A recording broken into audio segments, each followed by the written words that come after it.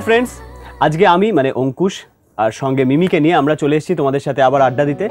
আর আজকে আমরা কথা বলবো about love, and love can be best expressed through music. তাই তোমাদের আজকে কিছু ফাটাফাটি আমরা গানও শোনাবো আর কিছু আড্ডাও দেবো।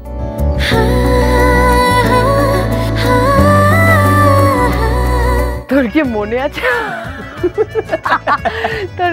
আছে আমাদের কবে ফার্স্ট দেখা হয়েছিল? এটাই হচ্ছে আমার আর মিমির রোম্যান্স। এরকম হচ্ছে আমার আর মিমির রোম্যান্স। লোকে কিভাবে জিজ্ঞেস করে তো মনে আছে আমাদের কবে দেখা হয়েছিল, আর আমরা মিমি যদি থাকি তাহলে এরকম। না, এটা অন্য হিরোইনদের ক্ষেত্রেও এটাই হয়। তোমার মনে আছে আমাদের প্রথম দেখা কবে?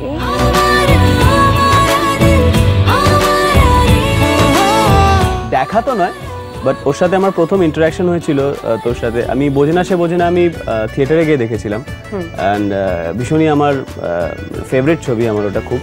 তো আমার ওকে খুব পছন্দ হয়েছিল তখন, ওর যে ধরনের ও ক্যারেক্টারটা প্লে করেছিল, যেভাবে অ্যাক্ট করেছিল আমার খুব ভালো লেগেছিল। আমি বিবিএমে ওকে আমি কি পিন রিকোয়েস্ট যেটাকে বলে, আমি ওকে পিন রিকোয়েস্ট পাঠিয়েছিলাম, যেমন হয় আর কি ছক করার জন্য। তো ও অ্যাকসেপ্ট করলো যথারীতি। আমি ঠিক আছে রিকোয়েস্ট পাঠিয়েছি, অ্যাকসেপ্ট করেছে, ওকে কথা হবে কোনো না কোনো সময়। হঠাৎ তার 15-20 মিনিট পর মিমির ওদিক থেকে একটা এলো, কি এলো, ছোট লোক এইটুকু তো ডিসেন্সি নেই যে রিকোয়েস্ট পাঠিয়েছিস তারপর একটা হাই পর্যন্ত লিখতে হয় নাকি? ওরে বাপ রে বাপ, জানি খুব অভিমানী এইসব কাহিনী। ওটা তোর সাথে আমার প্রথম কথা। মানে এবার এক্স্যাক্টলি কি রে ছোট লোক, তুই জানিস না একটা রিকোয়েস্টে আমি অ্যাকসেপ্ট করলাম, তুই হাই বলবি বা কিছু, থ্যাংক ইউ অ্যাট লিস্ট বলবি, থ্যাংক ইউ বলবি। তোকে জানাতে চাই। ও জেনারেলি আমাকে কি করতো, আমি খেতে ভালোবাসি, তারপর আমি খাচ্ছি, আমাকে আরো খাওয়ার জিনিস এগিয়ে দিত, মানে যেগুলো মোটা হয়, মিষ্টি খেতে আমি খুব ভালো। খা না, খা। আমি এটাই বলতাম যে এত কিছু খা, ঠিক সময় তুই বাদ পড়ে যাবি মোটা হওয়ার জন্য, আর আমি অন্য হিরোইনকে ঢুকিয়ে দেবো এই ছবিটা। তুমি যাকে ভালোবাসো চোখ বুঝে তার কথা মনে করো, দেখবে সে সত্যিই তোমার সামনে এসে দাঁড়াবে। তুই তো প্রেম করিস? হ্যাঁ ঠিক তোর মতো। হ্যাঁ তারপর হ্যাঁ অফ কোর্স আমি প্রেম বললাম কি ওয়ার্ক, মাই ওয়ার্ক। তোর কি মনে হয় লাভের মধ্যে ফ্রেন্ডশিপ থাকাটা কি দরকার? হ্যাঁ খুব দরকার। হাসছিস কেন এটা আমায় জিজ্ঞেস করে?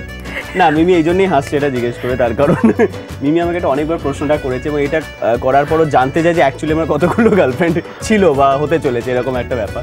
অফকোর্স খুবই দরকার।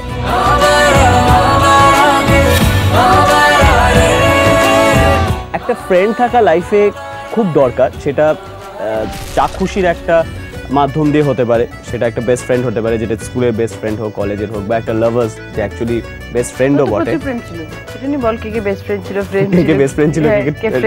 ফ্রেন্ড ছিল না আই থিঙ্ক এমন কেউ সঙ্গে থাকা উচিত যাকে আমি সবকিছু শেয়ার করতে পারবো। এমন নয় যে সাপোজ তুই সেই মানুষটা তোর রাত অবধি বাড়ি ফেরাতে তোর পছন্দ করে না, কিন্তু তুই কোনো সময় তোর কাজের মাধ্যমে তো হয়তো লেট ফিরে আসতেই হবে, কিন্তু সেই মানুষটাকে ভয় তুই জানাতেই পারছিস না যে কোথা থেকে এসেছিস।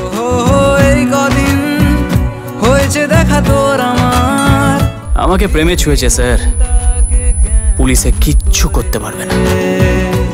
আমার মনে হয় প্রত্যেকটা রিলেশনশিপে বন্ধুত্বটা থাকা খুব দরকার, কারণ সেটা মানে মা বাবার সাথেই হোক, বয়ফ্রেন্ডের সাথেই হোক, হাজব্যান্ডের সাথেই হোক, সবার সাথে।